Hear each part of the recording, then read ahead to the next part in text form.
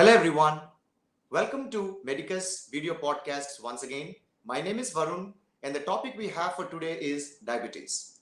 We all know diabetes is a chronic illness and we have done some, research and we have identified some scary numbers.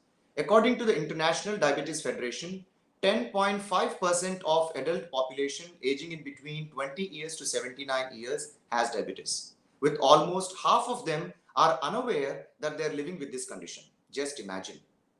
By 2045, the Indian International Diabetes Federation projections show that 1 in 8 adults, approximately 783 million, will be living with diabetes, an increase of 46%. So we should be really concerned about this medical condition, and we should all be thorough in terms of what it can actually do to us and how we can actually avoid. And if we already are in this condition, how can we get this reversed? So in order to discuss this topic today, we have Dr. Jagadish Behra. He's an experienced multi-specialty doctor in endocrinology, cardiology, and lifestyle medicine, with 14 years of experience in diabetes reversal and also being a diabetes well-being. Welcome Dr. Jagadish Behra into this meeting and let's get this discussion going. Thank you so much, Varun. Yeah, Dr. and welcome to Medicus video podcast. We are very happy and we are very glad to have you in this meeting, sir. I know you have been very busy, treating a lot of medical conditions with respect to diabetes, and you're an expert in reversing the diabetes as well. We have a lot to discuss in today's meeting, of course, in the terms that we all understand, because I know some scary numbers from International Diabetes Federation as well. So, Dr. Jagadish, everyone has their own way of defining diabetes, right? In very simple terms, just like any layman can understand. Can you educate us what is diabetes, Dr. Jagadish? yeah, very importantly, that we already know that first point is diabetes is a metabolic disorder. Okay, first thing. Second thing, what we observe basically, it is a chronically elevated blood sugar. Okay, so these are the two most important factors. And then the next thing, when we look into the types of diabetes, so it flows from the definition itself that basically there are two concepts. If there is an absolute deficiency of insulin, then it is a basically type 1, and maybe LADA also. And next is there is a relative deficiency of insulin, that's a type 2, or may also happen in GDM and many other conditions. So these are broadly classified into these two categories based upon the insulin. Next, then pertaining to the type 2, because the type 1 diabetes basically it is less than 5% of the total number of diabetes type 1, and mostly we see a type 2 diabetes patients. And basically there is, although we know that there is a relative reduction in the insulin secretion, but the major factor which actually leading to the diabetes or what happens in the diabetes is insulin resistance. Why I'm telling this? Because this is the most important thing. If we work on that, that is the pathway to reversal or keeping diabetes in remission. So we will talk more about insulin resistance further. Sure, doctor. So I believe that many of us understand different medical conditions which are known very easily by a lot of people. And again, there is a certain understanding in public with respect to what diabetes is. But what really happens in diabetes, Dr. Jagdish? Yes.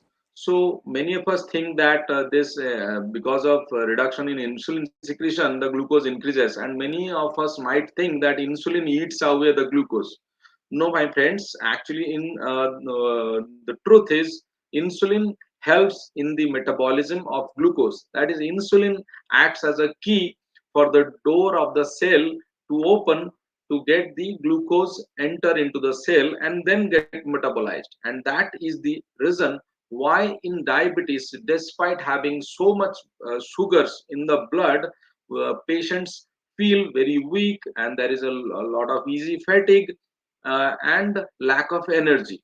Instead of having the sugar inside the cell, the sugars deposit in the blood and in the other parts. So the energy or the metabolism did not happen, and the result is we feel weak. And secondly, because glucose is a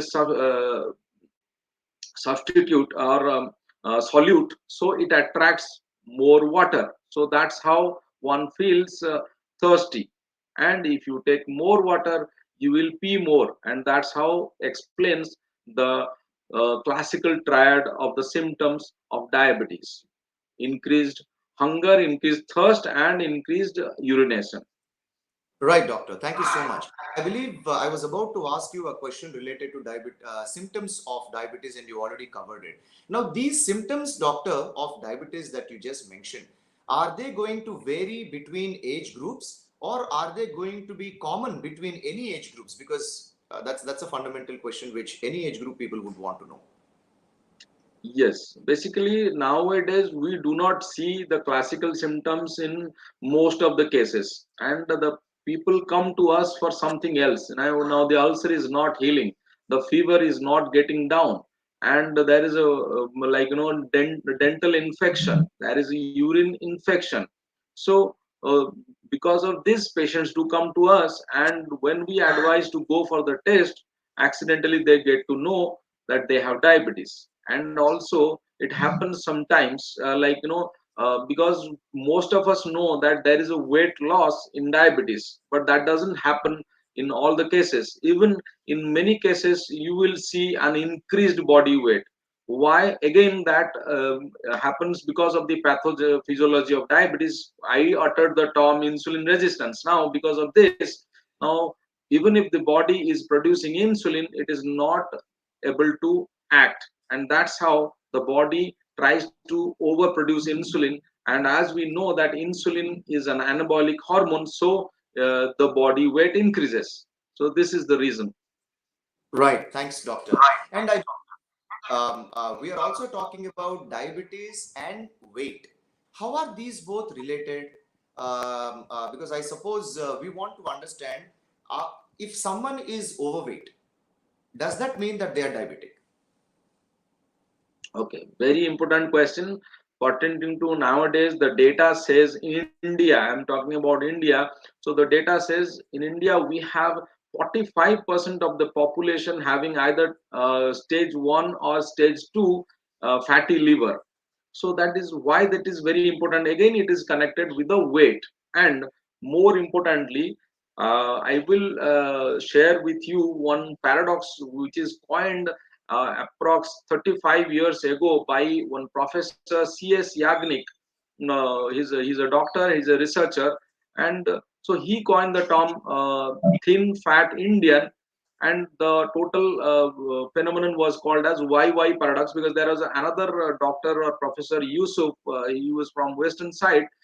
So they worked on this, and they found out that in India, when compared with the Caucasians, that's the Australians, Europeans, and the Americans, of the same age, same height, and same body weight, they had more muscle mass, we had more fat mass. And that fat is again more central fat, located at the abdominal area.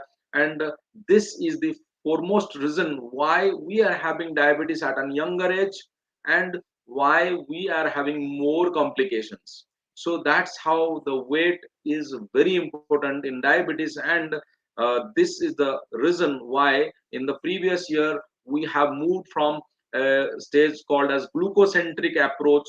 Now it is a cardio reno obeso glucocentric approach. So not only the blood sugar maintenance is important, rather the more holistically, we should take care of the heart, kidney, and the body weight. Right, right. So approaches have been different also. Dr. Jagadish, what are the reasons, or what? I mean, everyone understands that about the symptoms that you just mentioned, how to identify. What are the reasons people may become diabetic? Can you elaborate on that, please? Yes. So basically, I will talk regarding the modifiable risk factors.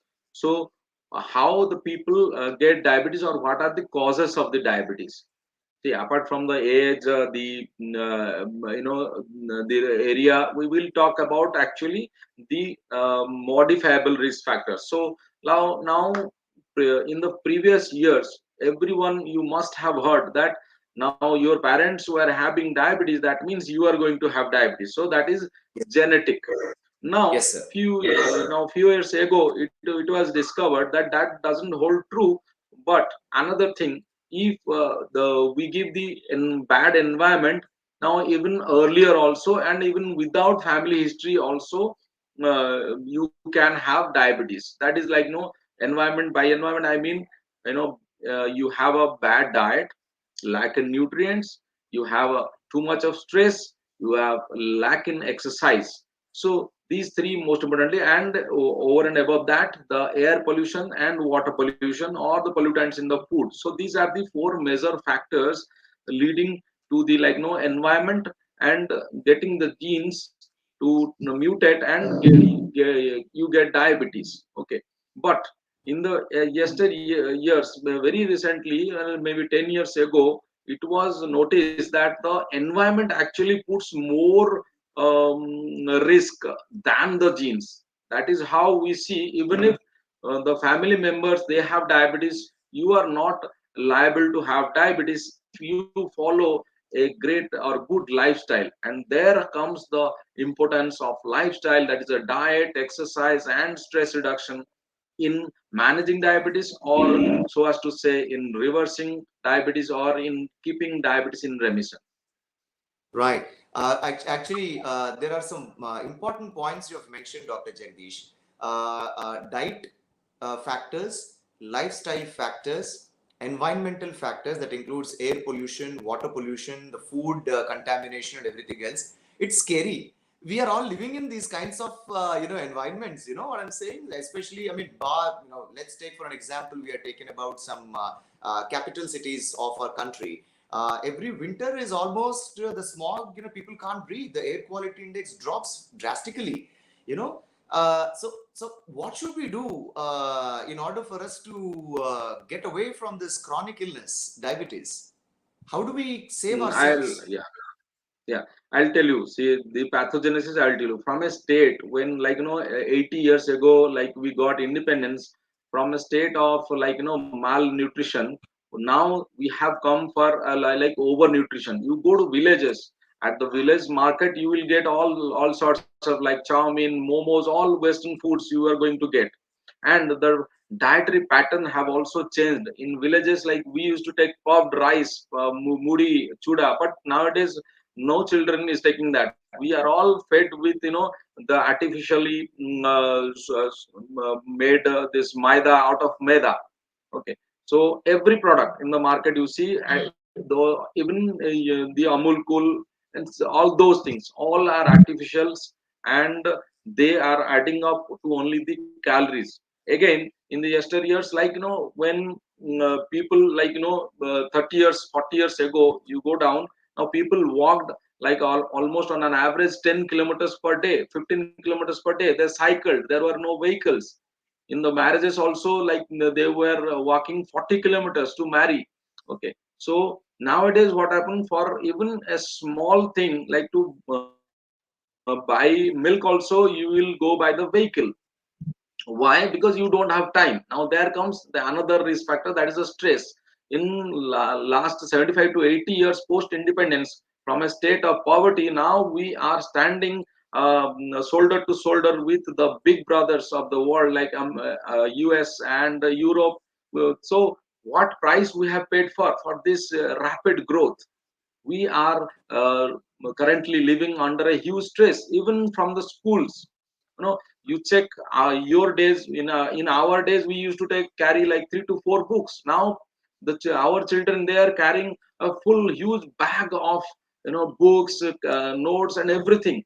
So from the day one, we are putting them under stress, and so much in the studies and other things. And the expectations, they have increased, not only in the schools but in the workplaces, because to match the rapid growth, you have to work hard and you are under stress. And again, to provide services, half of the working population, they are working at night shifts, and that is another factor. Again, the sleep deprivation, that is also leading to diabetes. So in a Right, right, nutshell, I doctor. have shared with you the pathogenesis of why we are getting more diabetes now. I agree, doctor. I mean, some of them, what you said, are definitely avoidable, and some of them, due to various reasons of individuals' lifestyle, they are unavoidable. So, let's say, for an instance, we get diabetes, right? Is there a way we can go back to our normal lifestyle, or should we live with this diabetes forever? Okay, very important question.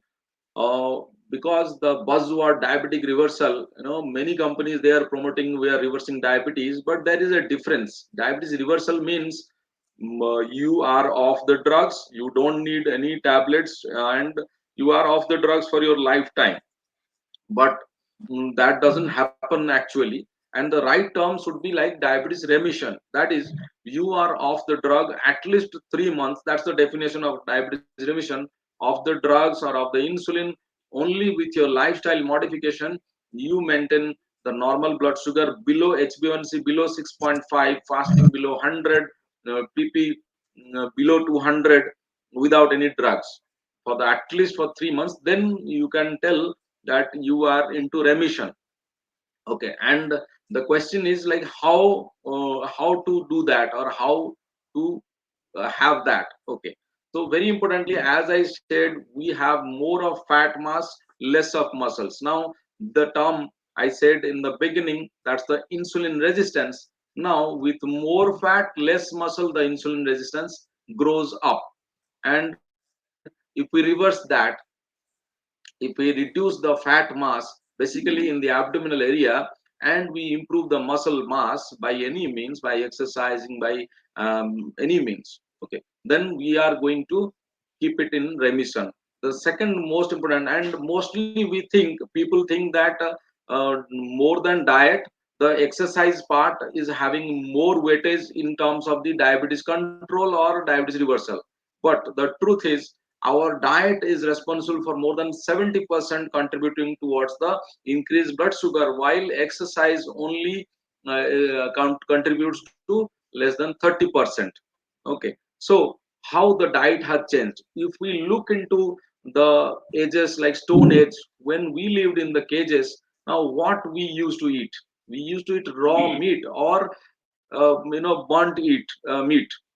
That's what we are eating. And what it is made of? It is made of fat and proteins. Now, carbs only in the form of some vegetables, raw vegetables or fruits, we were consuming fat. Now, you come back to this area, what we are consuming. Mostly our Indian diet or any local diet, you check, it is mostly the carbohydrates, and most importantly, refined carbohydrates. Those are very harmful. Okay, and secondly, we are lacking in protein. We must take 1 gram per kg body weight protein, and that too complete proteins daily, in order to maintain the hormonal system, the whole body repair mechanism, wear and tear mechanism. Now we are taking less than 10 grams per day, and that to incomplete proteins. And by proteins we mean like no non-veg or animal proteins, because they are the complete proteins. But again, there is another risk. There is a lot of adulteration, while making a chicken, meat or mutton. What we are using, all pesticides, chemicals, steroids and antibiotics, a lot. In 28 days, one report says that the chicken to grow, they inject 28 injections daily, one injection. So what to do? So the theme is, we should balance our intake of carbohydrate. We should reduce. And why do we need carbs? We need carbs in order to have the energy we want for the daily expenditure. So if we take more, then it is going to cause harm. It will be stored in our body as glycogen or fat, then mostly in the liver and the abdominal area, and that is going to harm us by reducing the insulin sensitivity.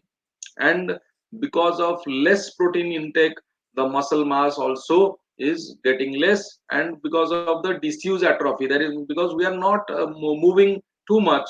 Most of us do the sitting job, so again the muscle mass is reducing. So this holds the mantra, that is in reducing the consumption of carbs, reducing the fat mass inside the body, and improving the muscle mass is the key.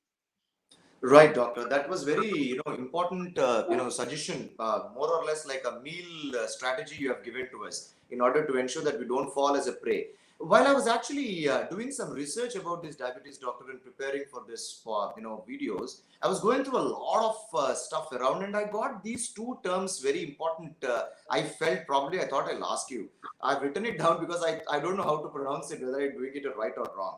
So one of them says methylation defect, and the other one says mitochondrial defect. Chondrial. So please Yes. excuse me if I've said it wrong. But I mean, what are these? I felt it strange. I didn't see these anywhere. Can you give us some information about these, doctors? Yes. So these are actually, these happen at the cellular level. At the, like, outer level, we see the blood sugars are increased, and now we do work on the blood sugars. We try to remove it superficially or suppress it superficially, but again it comes back. Okay.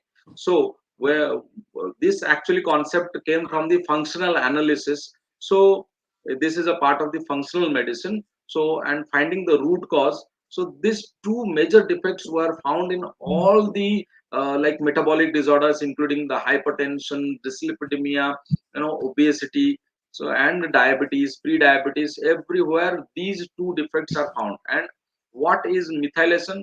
Especially inside the cell, the metabolism to happen, the substrates need to be methylated, and that's how, like, we put petrol or diesel inside the vehicles, like that methylated substitutes should be there for the metabolism to process properly.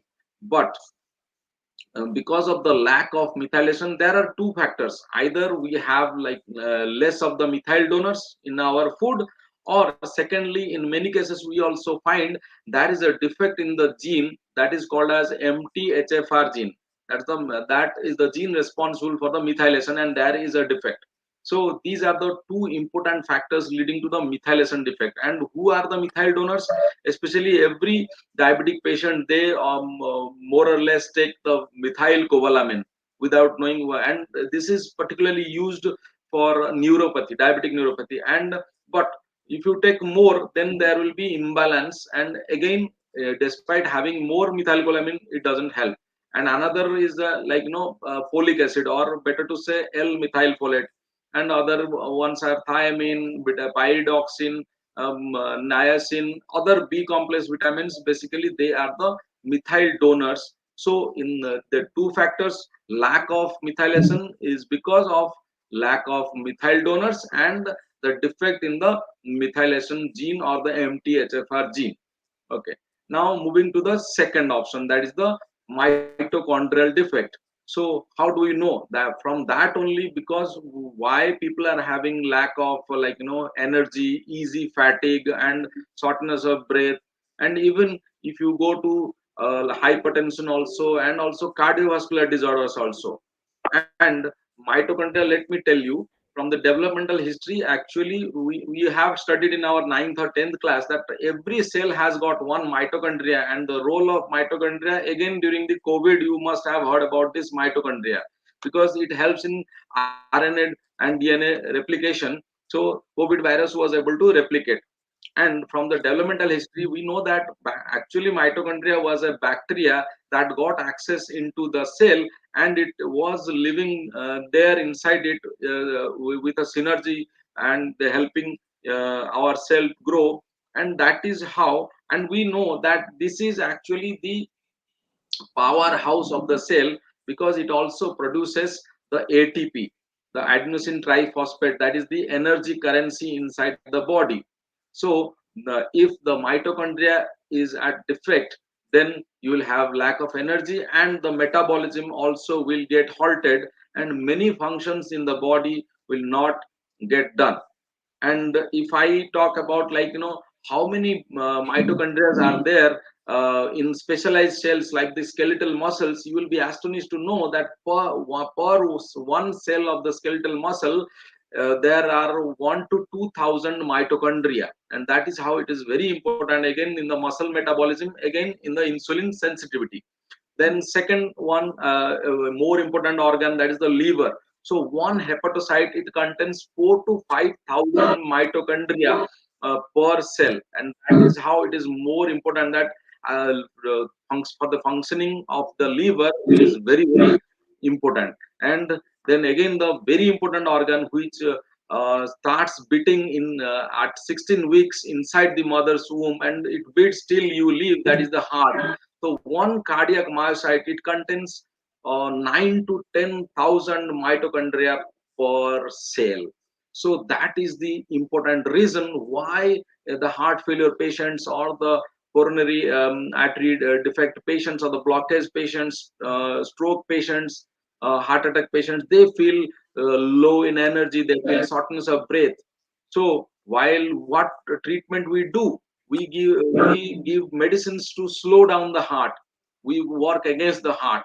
But I tell you, because that is from my experience, if we improve the mitochondrial health, the patient is again back to full of energy, normal functioning. And I have seen the ejection fraction in the echo to improve from 15 to 35%, even less than 15 days. That is the miracle of the treating the root cause. And that is the same holds true for diabetes too, and all metabolic disorders per se. Wow, interesting, Dr. Jagadish. We have spoken about mitochondrial as well as methylation defects. How is it not only going to affect diabetes but also heart strokes and heart diseases? I think this is an eye-opening, especially for me, and I'm sure it is for all our audience as well, Dr. Jagadish. And the time that you have given in terms of improving and ensuring that mitochondrial levels goes up within 15 days is great. I think, probably I should take a personalized consultation with you after checking my heart health. Anyways, so Dr. Jagdish, let's say, in a scenario, because you kind of mentioned about diabetes remission instead of the buzzword diabetes reversal.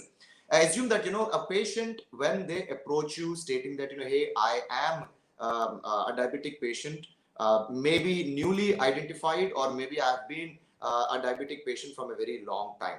How long will it take for you to bring them to a stage where they don't need to take a medicine? Okay, so that varies. Very important question, because everyone, when one success happens, now his or her near and dear ones, they want that to reverse their diabetes, but or keep diabetes into remission. Now, I tell not everyone with it is possible with everyone. So at first, I advise them to go for the C peptide and insulin. So to check that how much insulin is being really actually the body is able to secrete, and secondly the insulin resistance level. So from that only we decide that this patient is a good fit or not. There is no false promises. Many companies, they are, without doing this, they are telling, oh, we will do, and they are signing up for hefty packages. Rather, we should tell the truth, because not everyone, yes, of course we can reduce the burden of the tablets, or we can maybe like I am many cases I am able to stop the insulin, and the patient is Okay. doing on very less tablets or one tablet only. So that is also a case of diabetes remission, you can say, but not a true remission, because yeah, you have to be off medications for at least 3 months, and you have to go for the lifestyle modification, because many times what happens, again diabetes comes back. That is Yeah. most important. So in the beginning I said that your lifestyle is actually the key to diabetic remission or diabetic reversal, wherein again the fat reduction and muscle mass improvement. And if you take care of the root cause, that is the methylation and mitochondrial defect, you are going to hold it in remission for long. Thanks, Dr. Jagdish. I mean, actually, a lot of people are falling prey for a lot of advertisements they're seeing around stating that their diabetes will be reversed. But I think you have opened our eyes in terms of first the qualification of a patient as well as the dedication of the patient is very important when it comes Yes. to pushing them to diabetes remission stage. And I'm sure this will be an important subject for our audience to reach out to you and check their qualification levels as well as take personalized consultation from you. Dr. Yes. Jagadish, what are the tests available in the market in order for us to get these diabetes levels understandings, or the Okay. numbers? Okay. First and foremost, you have to go for this fasting blood sugar and 2-hour 75-gram anhydrous glucose challenge test. That is, you take 75-gram anhydrous, but anhydrous is mostly unavailable. So if you take that glucon D or the normal glucose available, then you have to take it 82 grams. So that's the equivalent, anhydrous equivalent, and you have to ingest it, and then after 2 hours you have to check the blood sugar. Okay, so if the fasting blood sugar is more than 126 and the postprandial blood sugar is more than 200 on two occasions 1 week apart, even with like lifestyle modification also, then you are actually a diabetic, and plus symptoms. Okay, you have to have the symptoms. Okay, like polyuria, polydipsia, and like no, you feel thirsty, more thirsty, and more you pee more, and you drink more water, and you feel weak. And next is the 15 days average, that is a fructosamine, serum fructosamine. That is another test that gives the average of the blood sugar for the 15 days. Okay, many places actually we get this test done inside a package, so no need to do it separately, it comes inside the package as a free. And the most important test, that is the HbA1c or the glycosylated hemoglobin, which if it is more than 6.5, then you are definitely having diabetes. So these three are the first and foremost tests. And other, like I said, the C peptide and serum insulin levels, fasting as well as postprandial, because you have to check, because there are two major stages of insulin secretion. That is the fasting stage, that is every time our pancreas actually secretes some insulin to maintain the fasting blood sugar, and there is some stored insulin which actually gets plunged out from the pancreas when we take some food. And in that there are again two phases. First is the rapid phase, which after ingesting within like 5 to 10 minutes, 20 to 30% of the insulin is almost suddenly released into the blood, and the rest 70 to 80% insulin is released over a period of 6 to 8 hours, keeping the postprandial values under control. So these are the two phases of insulin secretion.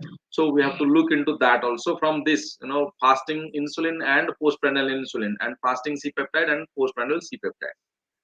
And then the next test would be like to check for the methylation. There are two important tests, that is the homocysteine, and another one is a vitamin B12.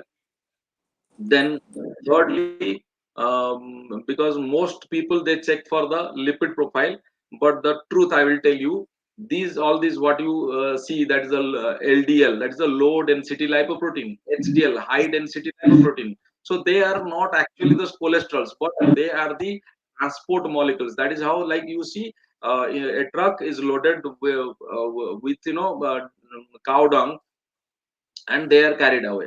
Okay, so they are not the actual. And again, if you go deep, there are small dense LDL particles. They are responsible for the heart attacks or the atherosclerotic diabetic disorders.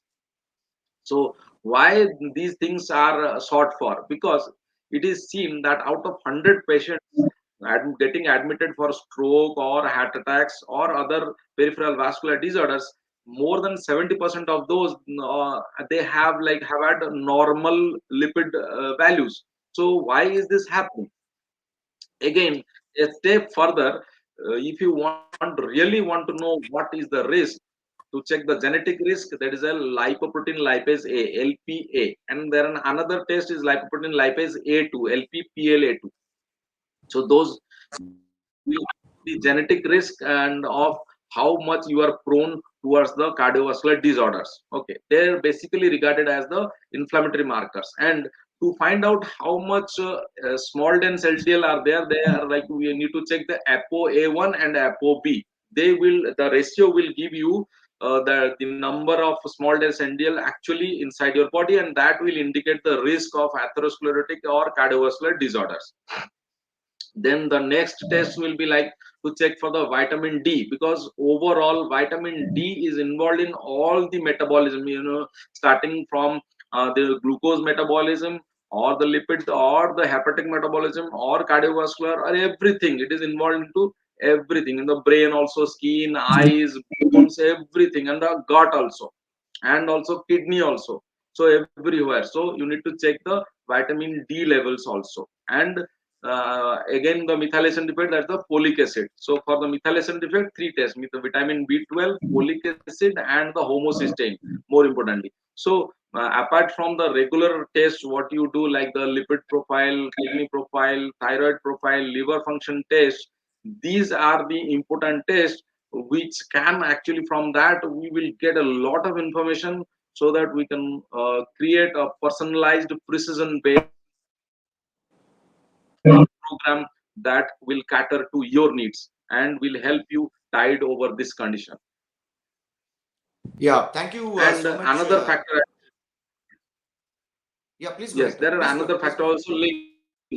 That's a gut dysbiosis, and that is how, because there are very many concepts. If I tell you, keep on telling, whole day, Yeah, because we can't. all the people are different. Because there Yes. another, this is very important, I am telling you. So one is gut dysbiosis, because for your information, I am telling you, there are 10 times as many nerves in the gut as in the brain. We thought that brain has the got neurons, but our gut, that is the 9 meters from the mouth to the anus, it has got a 900, like, it has got 10 times more neurons than the brain.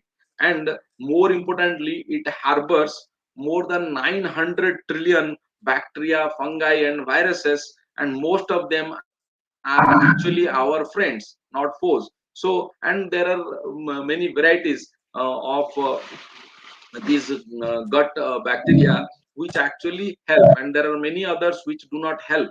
And that is how they are very important. And another important function of the gut is in the stress, basically. So we all know that serotonin is the good to go hormone, or it gives us the energy, and it also maintains our mood. And astonishingly, more than 90% of the serotonin is secreted in the gut. So that is another factor adding to the stress levels with the gut dysbiosis, so again leading to the diabetes. So we need to work upon all these factors in order to have a good hold of the diabetes, or get it into remission or reversal.